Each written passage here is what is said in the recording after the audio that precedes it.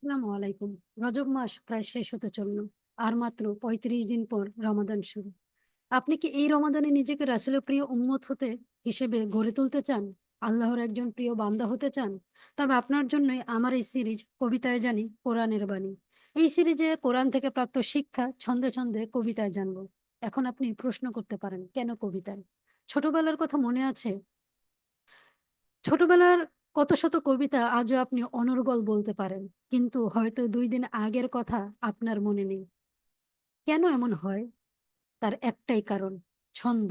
এমনকি আপনি যদি কোরআনের দিকে গভীরভাবে দৃষ্টি দেন তাহলে দেখতে পাবেন কুরআনও ছন্দ। শুধু আপনাকে একটু মনে করিয়ে দিতে চাই সূরা ইখলাস, যা আপনি অধিক ওরা পাঠ করে থাকেন নামাজের সময়। তো আর কথা না বাড়িয়ে চলুন শুরু করি আজকের আমাদের ১ম কবিতা, কুরআনের জাদু।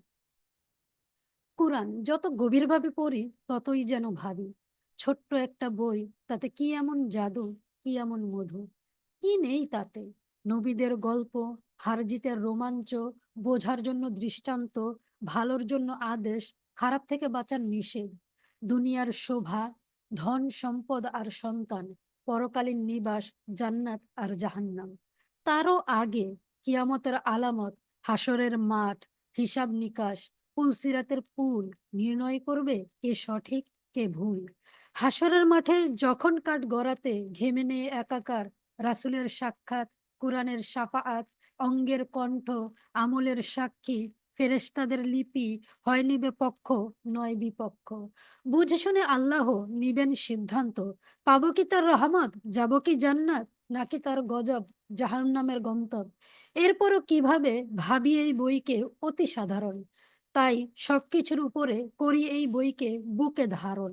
এইটুকু চাওয়া আল্লাহর কাছে, পৃথিবীতে আর যে কটা দিন আছে। কুরআনকে ভালোবেসে তার আদেশ নিষেধ মেনে চলে করতে পারি যেন জীবন যাপন। ইনশাল্লাহ পরবর্তীতে আমার নতুন কোনো কবিতা নিয়ে হাজির হব ২য় এপিসোডে।